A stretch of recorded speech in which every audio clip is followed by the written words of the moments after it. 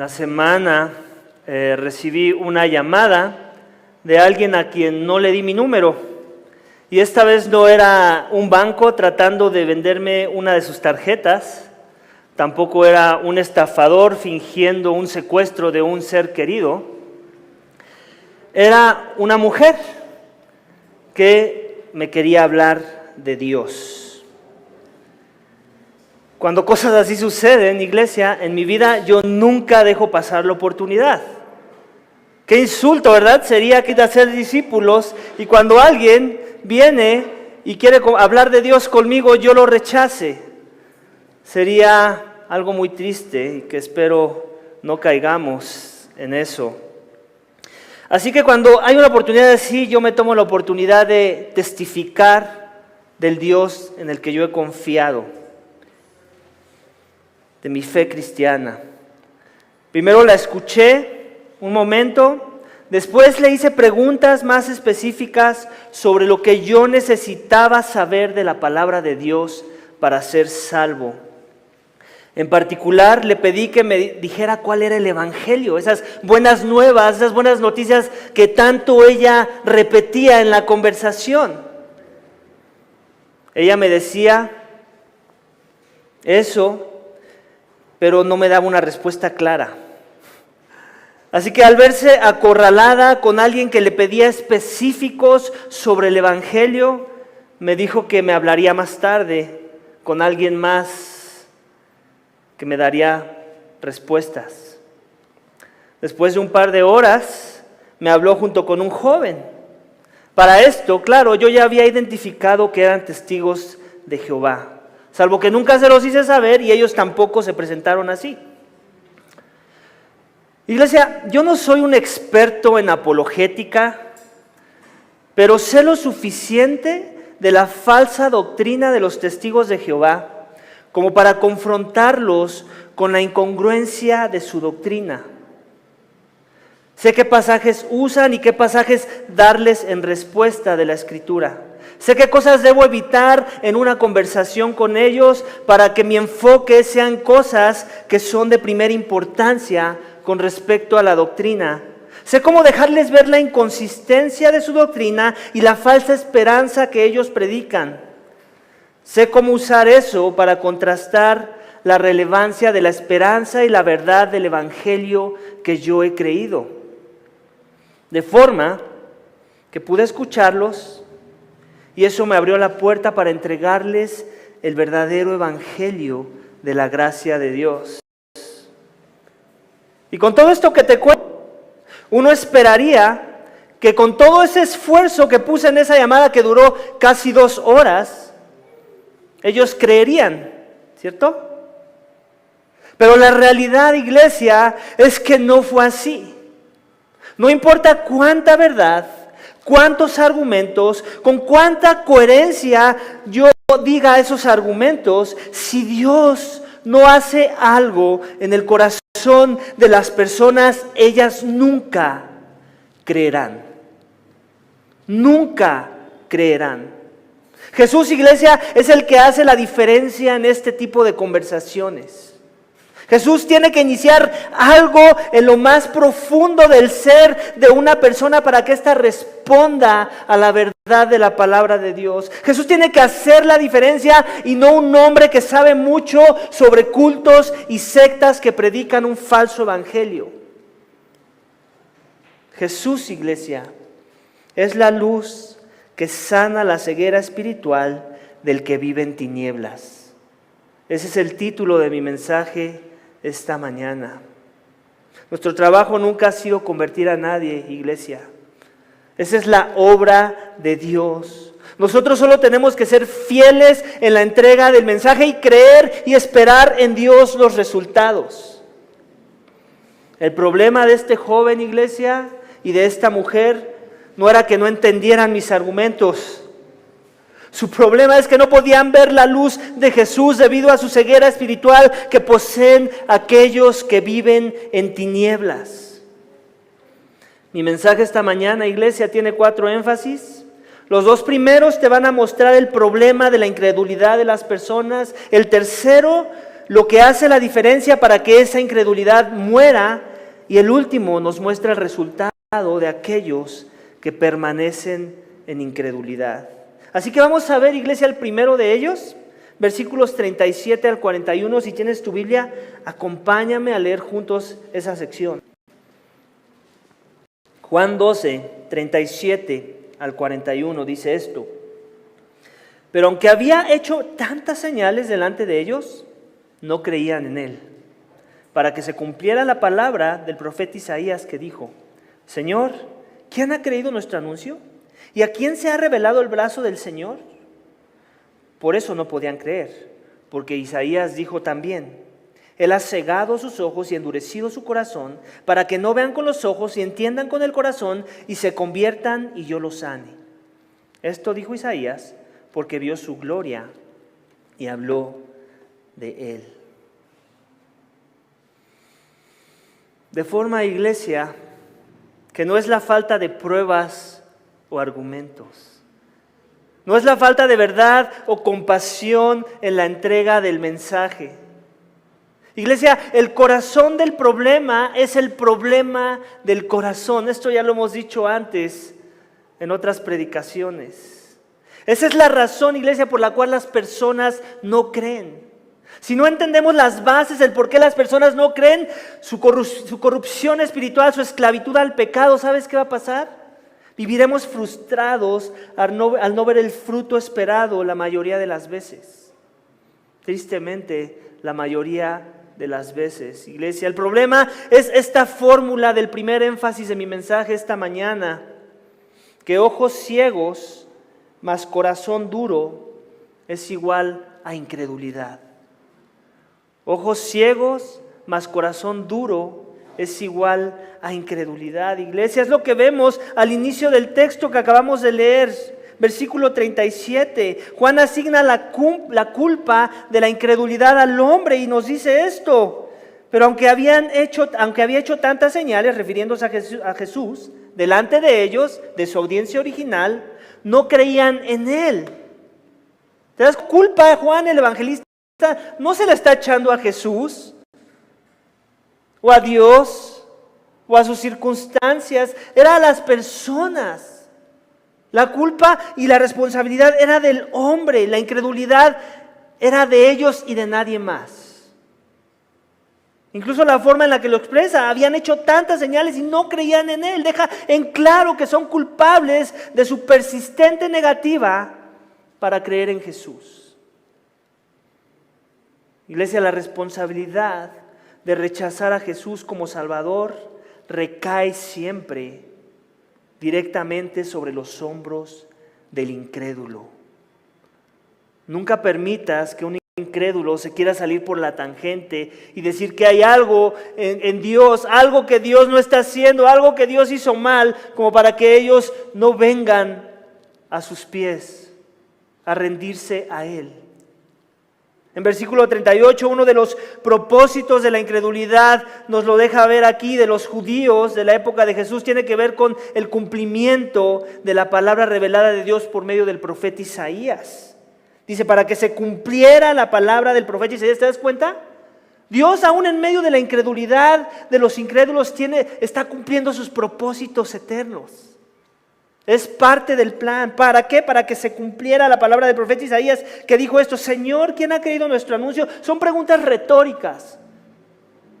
Es Isaías en un ministerio de frustración, si lo quieres llamar así, que frustraría a cualquiera. Pero Dios le dice esto, lo inspira estas palabras para consolarlo, saber que estas cosas van a suceder. ¿Quién ha creído en nuestro anuncio? ¿A quién se ha revelado el brazo del Señor? Si tú le preguntas a Isaías en ese momento, tal vez él pensaría: nadie. Nadie responde, todos se desviaron, como dice la palabra de Dios. Aún se hicieron inútiles, no hay quien haga lo bueno, no hay ni siquiera uno. Y eso aplica también en nuestro contexto. Versículo 39 al 40, iglesia, nos da la razón de su incredulidad. Y quiero aclarar, iglesia, tengamos mucho cuidado con este texto, porque este texto dice lo que dice. Solamente hay que leerlo para interpretarlo. Esta no es la primera vez que escuchamos sobre Dios endureciendo los corazones y la incapacidad del hombre para creer. Esta no es la primera vez en nuestras Biblias que vemos eso. Moisés, por ejemplo, en una de sus últimas acusaciones en contra del pueblo de Israel, les dijo esto en Deuteronomio 29, versículos 2 al 4. Si quieres, anótalo para después ir a tu Biblia. Yo ahorita lo voy a leer. Ustedes han visto con sus propios ojos todo lo que el Señor hizo en Egipto con el faraón, con todos sus oficiales, con toda su tierra. Vieron con sus ojos las grandes pruebas y esas grandes señales y maravillas. ¿Te suena el lenguaje de las señales? Lo acabamos de leer en versículo 37. Sin embargo, dice Moisés, hasta el día de hoy, el Señor no les ha dado una mente para entender, ojos para ver, ni oídos para oír. ¿Quién no les ha dado? El Señor. Dios no les ha dado. Les mostró todo, pero no les dio el entendimiento para poder procesar, para poder asimilar eso. Dios endurece los corazones, iglesia. Este mismo lenguaje también es usado en Isaías, que es la cita que tenemos en Juan. Dios le da a Isaías la tarea de compartir su palabra con los hijos de Israel y le dice que el mensaje que Isaías debería de dar a Israel es este. Isaías 6, del 9 al 10, se los voy a leer. Dice esto: escuchar bien, pero no entendáis. Mirad bien, pero no comprendáis. Así sensible el corazón de este pueblo, endurece sus oídos y nubla sus ojos, no sea que vean con sus ojos y oigan con sus oídos y entiendan con su corazón y se arrepientan y sean curados. Qué cruel es Dios, ¿eh? Que no quiere que crean. ¿Acaso Dios se contradice en su palabra? Porque hay otros versículos en el Nuevo Testamento donde dice que Dios quiere que ninguno se pierda, sino que todos vengan al arrepentimiento. ¿Acaso hay contradicción en la palabra de Dios? ¿Acaso este libro no es consistente, no es inspirado? Iglesia, tenemos que tomar la Biblia como un todo y reconocer la soberanía de Dios en medio de sus planes eternos. Iglesia, Dios está sentado en su trono, amén. Y Él hace como le place, amén, dice un salmo por ahí. Por eso es lo que lo hace Dios. Él es soberano. Dios puede optar por endurecer los corazones de los hombres para sus propios propósitos. De aquellos a quien Él quiera endurecer. Nos los dice en Romanos 9, 14 y 18, donde Él nos dice que Dios tiene misericordia de quien tiene misericordia y se va a compadecer de quien Él se quiera compadecer, nos guste o no.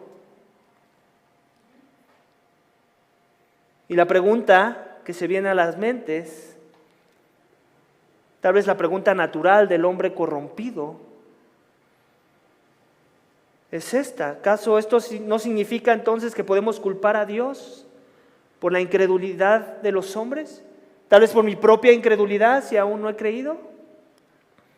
Vamos a dejar que D.A. Carson nos ayude a entender este endurecimiento que Dios produce en los corazones de los hombres desde una perspectiva más correcta. Esta es una cita de D.A. Carson. Dice: el endurecimiento judicial de Dios no se presenta como la manipulación caprichosa de un soberano arbitrario que maldice a seres moralmente neutrales o incluso moralmente puros, sino como una santa condenación de un pueblo culpable que está condenado a hacer y ser lo que ellos mismos han elegido. ¿Se entiende la cita? Ya están corrompidos, vamos. No está endureciendo algo que era tierno y que buscaba a Dios. Ya en ese estado están endurecidos.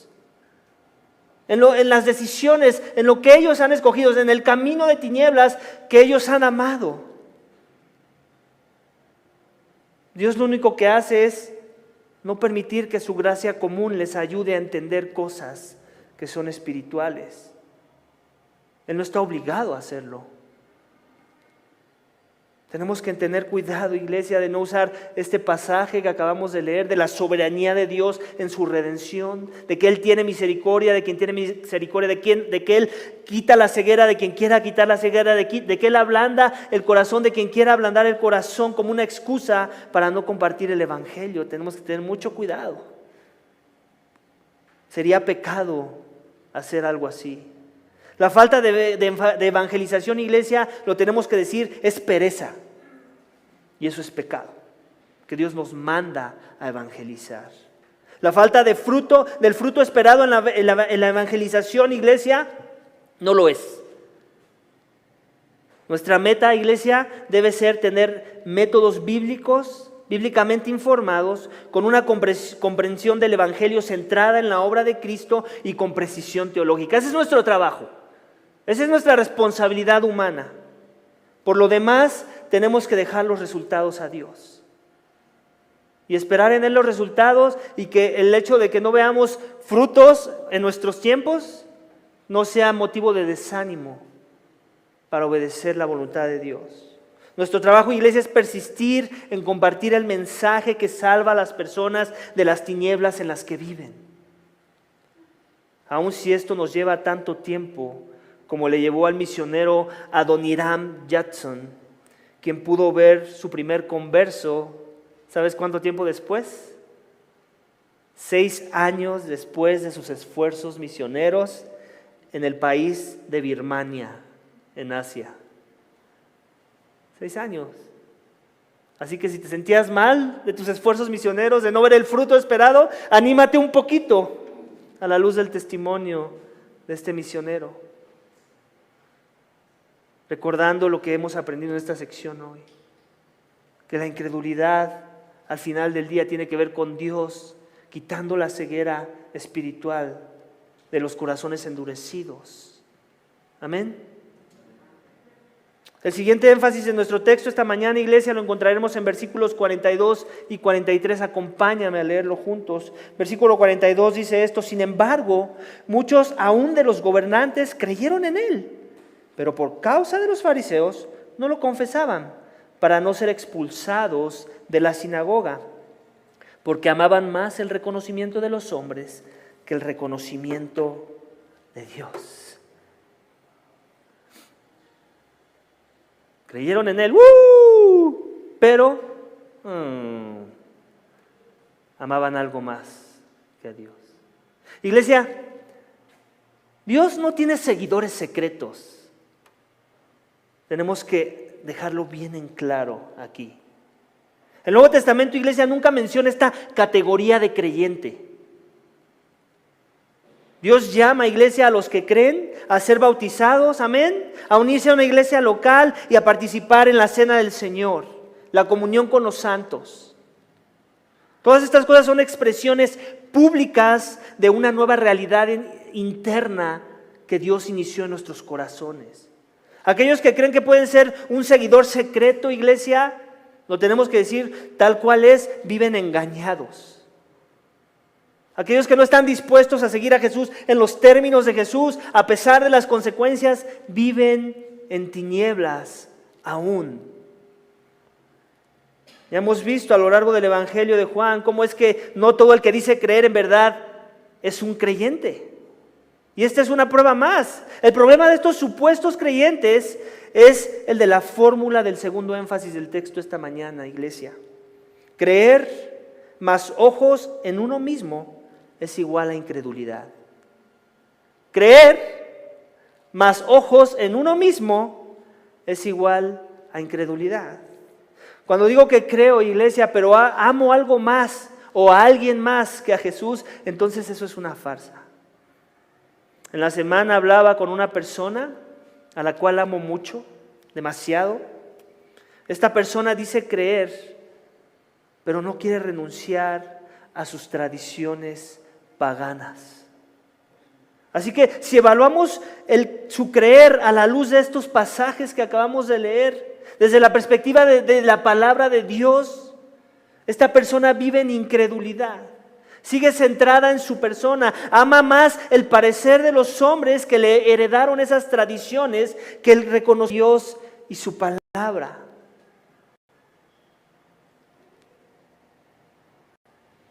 qué hay de ti esta mañana? ¿Qué aún dejar ir porque amas más a Jesús? Porque reconoces más tu necesidad de Él. ¿Qué pecado es más preciado que el amor a Dios y a su Hijo Jesucristo? Dices haber creído, pero tus ojos siguen puestos en ti, en tu parecer, en tu percepción de la verdad, en tus emociones o conveniencias. Si es así, es porque no has visto cuán vil es tu pecado y cuán valioso es Cristo en comparación a eso que te refrena a seguirle a Él. No lo has visto aún. Las tinieblas siguen dominando tu ser y necesitas un encuentro con la luz que es Jesús, con el Dios hombre. Necesitas creer en verdad, en los términos de Jesús, como vemos que nos dice en la siguiente sección del texto, iglesia, donde encontraremos el tercer énfasis del mensaje esta mañana. Versículos 44 al 46, acompáñame a leerlos.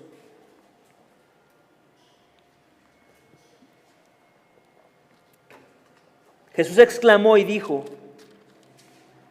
el que cree en mí, no cree en mí, sino en aquel que me ha enviado. Y el que me ve, ve al que me ha enviado.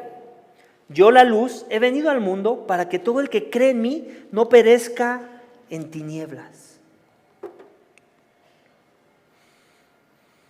Los testigos, iglesia de Jehová, con los que platiqué en la semana, nunca podrán creer en Jesús hasta que entiendan que Él es Dios en la carne.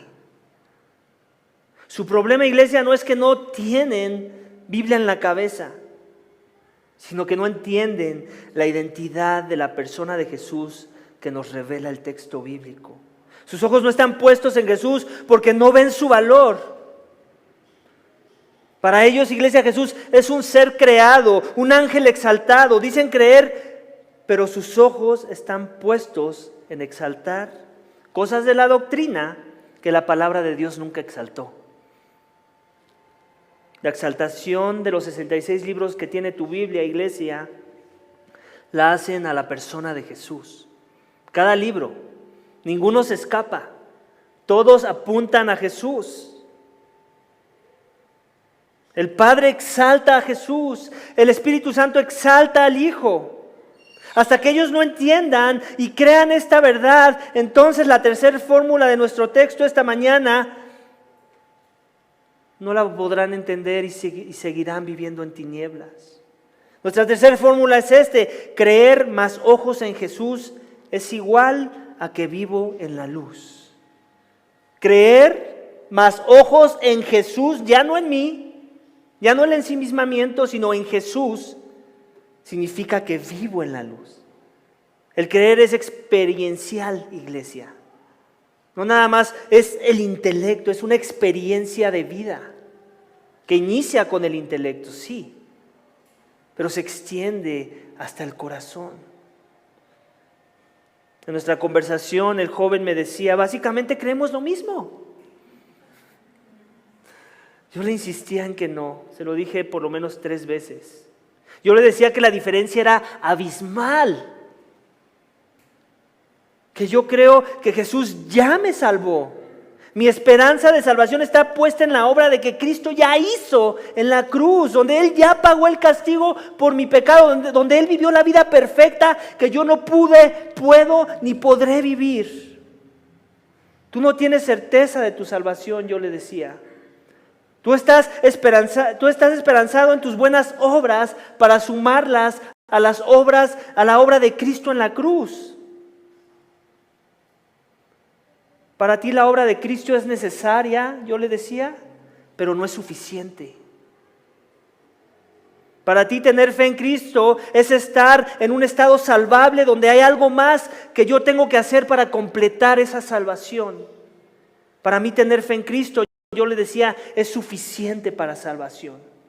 No hay nada más que añadir a esa obra. Cristo y su obra redentora trajo luz a mi vida y no hay nada que añadir a esa obra. Él ya lo hizo todo para ganar mi salvación y aceptación ante los ojos de su Padre. Ahora busco caminar en la luz como resultado de la obra que Cristo hizo en mi corazón, yo le decía, donde Él me transfiere de un reino de tinieblas a un reino de luz.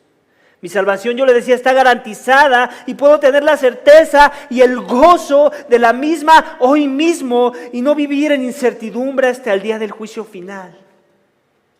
Hasta ese día estaba su esperanza de ellos. A ver qué Dios hacía. A ver qué sumaba más, si las obras malas o las obras buenas. A ver si evangelizaron lo suficiente, a ver si hicieron llamadas lo suficiente. En eso estaba su confianza al final del día. Pero no lo querían aceptar.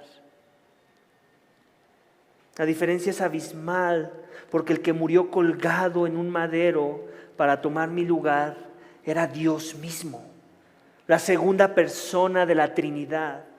Iglesia, cuando creemos en Jesús según su identidad y sus términos, entonces creemos en el Padre que le envió. Cuando vemos a Jesús como Él se ha revelado, donde entendemos que Él es la vida y nosotros estamos muertos, que Él es Dios que salva y no solo una criatura que me pone en un estado salvable donde yo tengo que hacer algo más, entonces estamos viendo al Padre que lo envió.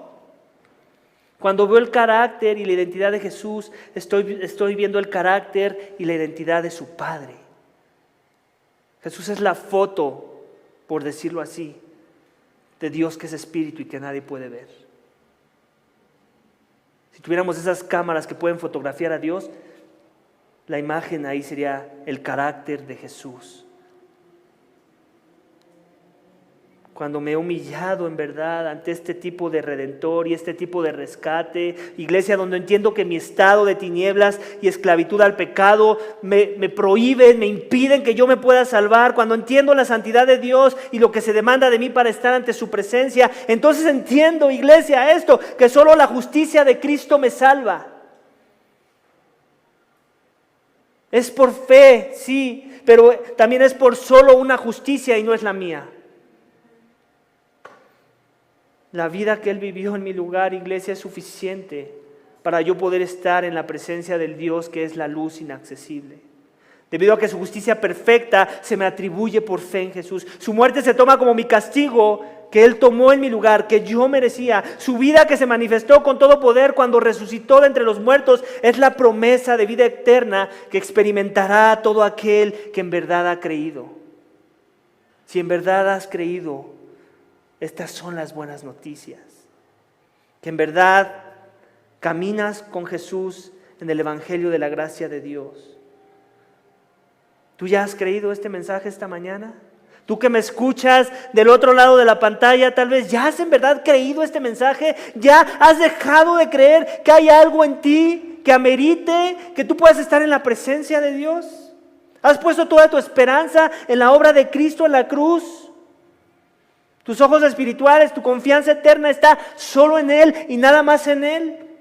¿Tienes la certeza de una vida en su presencia? ¿O eres como los que me hablaron por teléfono, que no podían expresar esa certeza de una eternidad en la presencia de la luz? ¿Debido a qué? A la realidad, que permanecen en tinieblas.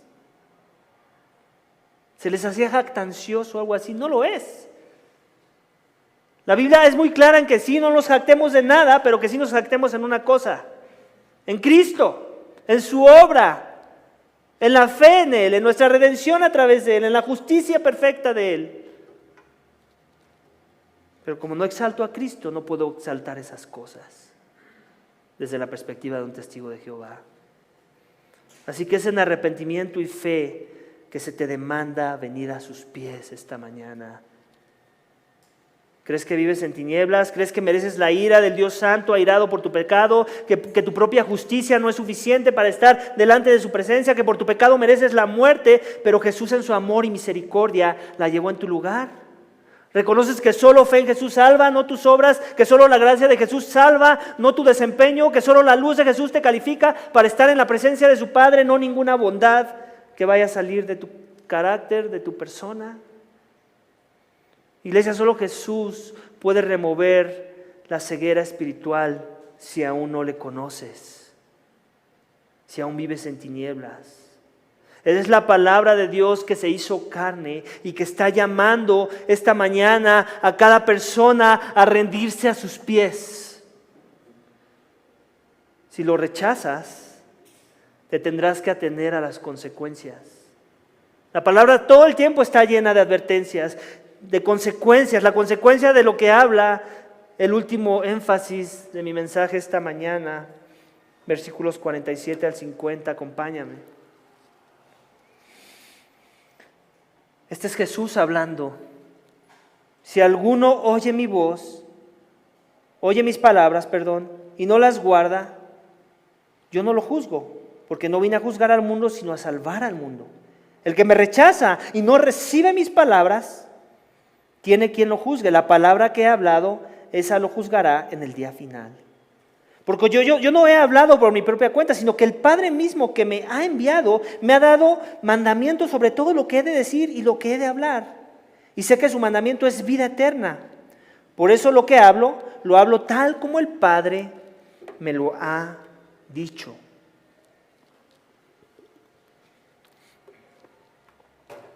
Esta es la última fórmula, iglesia, del énfasis del texto esta mañana que acabamos de leer. La fórmula es esta: rechazo a Jesús, rechazo sus palabras, es igual a juicio y muerte eterna. Rechazo a Jesús más rechazo sus palabras, igual a juicio y muerte eterna. Iglesia, 8, Jesús continúa hablando sobre la palabra de su Padre que nos juzgará en el día final. Misma que nos comparte y que ha encarnado en su persona. ¿Te das cuenta? Así inicia Juan. En el principio el Logos, la palabra, estaba con Dios. Y luego en el versículo 14, Juan 1:14, y el Logos se hizo carne. Él es la palabra encarnada de Dios. Él nos comparte la identidad de esa palabra en su persona.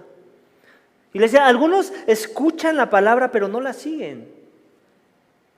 No son cristianos dominicales que incluso hasta pueden acercarse al predicador después del mensaje para agradecerle por el mensaje, pero no obedecen la palabra de Dios, no siguen a Jesucristo, iglesia. Escuchar la palabra no es suficiente. La incredulidad, iglesia, tenemos que poner una definición de incredulidad y espero esta te ayude. La incredulidad es el rechazo consciente de Dios y su palabra. Es un rechazo consciente. Esta fue mi exhortación para ellos y también es mi exhortación para ti esta mañana. Con amor te digo que si aún vives en tinieblas, sin esperanza de vida eterna, si aún piensas que tu pecado no es tan malo y que no mereces la muerte y el infierno, es porque aún Dios no te ha amanecido, no te ha abierto los ojos, sigues endurecido a la verdad de la palabra de Dios. La luz de Cristo no ha alumbrado tu corazón. Si aún piensas que hay bondad en ti como para que Dios, sacarle una sonrisa a Dios, no has entendido nada hasta el momento. Necesitas humillarte. Ven a la luz, ven a Jesús, cree en sus términos, ámalo en reconocimiento y rendición total a su persona. Y comienza a experimentar la vida que solo aquel que es la luz puede ofrecer a un mundo que vive en tinieblas. Vamos a orar para que Dios tenga misericordia de nuestras almas. Señor, te damos gracias. Gracias porque tú te revelaste. Gracias porque has sido tan paciente para con los hombres, Señor. Gracias porque tú eres el soberano que salva, Señor. Porque como se los dije a estos personajes, estas personas que me hablaron por teléfono, si tú hubieras dejado en nosotros, aunque sea el 0.01% de la responsabilidad para que nosotros fuéramos en verdad salvos, lo hubiéramos echado todo a perder. Y nadie sería salvo. Tú lo tuviste que hacer todo. Cristo tuvo que hacer todo, Él se tuvo que entregar todo, Él tuvo que humillarse todo, Él no dejó nada fuera, Él no se hizo solamente el 99.9% deidad y lo demás lo dejó allá arriba. Él se hizo hombre, el Dios hombre, totalmente Dios, totalmente hombre, totalmente digno de toda adoración, totalmente digno de muerte, porque Él pudo llevar todos los pecados de todo el que se arrepiente y cree, que en verdad ha creído, que en verdad se humilla en reconocimiento de la verdad, de que la gracia significa esto, algo que no merezco, algo que me es dado, algo que Dios ministra por su propia voluntad, por su propio beneplácito, para gloria de su nombre, que la salvación es eterna y que le pertenece a Jehová. Ayúdanos a ser verdaderos testigos de Jehová.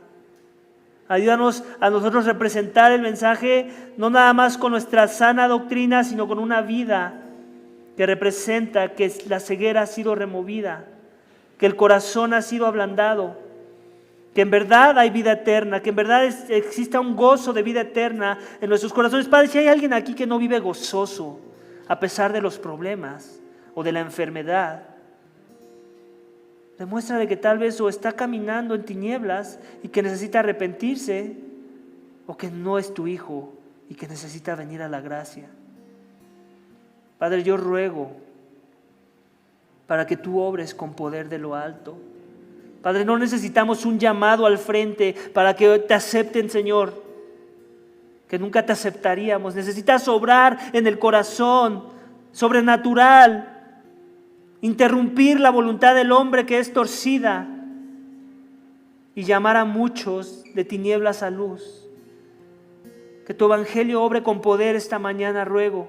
Que si aquí esta mañana sentado hay uno que dice que te conoce pero vive engañado de pensarlo, como esos fariseos que decían haber creído pero amaban más las tinieblas que la luz. Así también, Señor, esta mañana remueve la venda de los corazones. Usa tu palabra, que tu Santo Espíritu penetre con poder en las mentes, en la voluntad, en los corazones, en el ser, en lo más profundo de nuestro ser, para que el que no cree se convierta y crea y se arrepienta. Gracias por tu palabra, Señor, porque es un consuelo para el alma. Bendícela hoy. Te lo pedimos y te damos gracias en el nombre de tu Hijo amado Cristo Jesús. Amén.